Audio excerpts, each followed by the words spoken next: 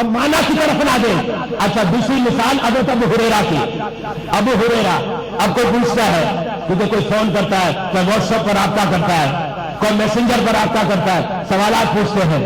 اچھا اب کسی نے پوچھ لیا, کیا پوچھا ابو ہریرہ نام کیسا ہے؟ میں کیا کہوں گا, بڑا پیارا نام ہے بھائی, رکھ لو ابو ہریرہ.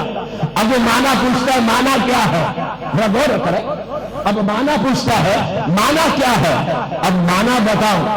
اور وہ نسبت کی طرف, نسبت جو ہے اس کی طرف اگر توجہ نہ کرے تو اس کا دل نہیں چاہے گا نام رکھنے کا, دل نہیں چاہے گا. کہ بتا کو معنی اس کا ہے بلی والا. کیا معنی ہے؟ بلی والا. اب معنی بلی والا ہے نا ابو ہریرہ, کیونکہ ابو کا معنی ایک باپ کا آتا ہے, تو ایک معنی تو یہ ہوا بلی کا باپ, اور ایک معنی اس کا کیا ہوتا ہے ابو ہریرہ بلی والا. جیسے ابو حنیفہ ایک معنی ہے حنیفہ کا باپ, تو دوسرا معنی کیا ہے ملت حنیف والا, ملت حنیف والا. تو اب ابو ہریرہ کہا تو اس کا ایک معنی بلی کا باپ ہے, لیکن یہاں معنی کیا مراد ہے بلی والا. اچھا میں نے کہا بھائی ابو ہریرہ نام رکھو. پوچھا بھائی نام کا معنی کیا ہے؟ میں نے کہا معنی مت پوچھنا, معنی مت دے, ارے نام معنی تو بتا دو. معنی ہے بلی والا. اب کہے گا حضرت بلی والا ہے, نام رکھے کیا ہم اپنے بیٹے کا؟ میں کہوں گا یار اور نام اپنی جگہ پر ہے, یہ نام رکھو گے تو رحمت نازل ہو جائے گی. اس لیے کہ یہ ابو ہریرہ صحابی رسول کا نام ہے, اور یہاں بھی یہی راز مخفی ہے. کیا راز مخفی ہے؟ حضرت ابو ہریرہ کے نام میں بھی پتا کوئی اختلاف ہے, لوگ بھول گئے. پتا ہے ایک نام کیا ہے؟ حضرت سیدنا ابو ہریرہ کا ایک نام ہے عبداللہ.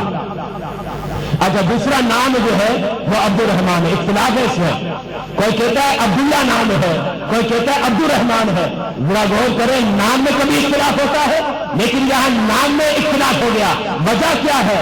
جب حضرت سیدنا ابو ہریرہ نے بلی کو اپنی گود میں اٹھایا تھا, میرے مصطفیٰ کی زبان سے نکلا یا ابا ہریرہ, تو اب فرمانے لگے بھول جاؤ میرا نام ہی ابو ہریرہ ہے, میرا نام ہی ابو ہریرہ ہے. اب معنی کی طرف مت جانا, اب نسبت دیکھو صحابی سے ہے. اب معنی کی طرف مت جانا, نسبت دیکھو میرے مصطفیٰ سے ہے. اچھا ایک اور مثال پیش کرتا ہوں, بخاری کی حدیث ہے. بخاری شریف کے اندر یہ حدیث موجود ہے. میرے آقا علیہ الصلوۃ والسلام وقت تھا کیلولا کا.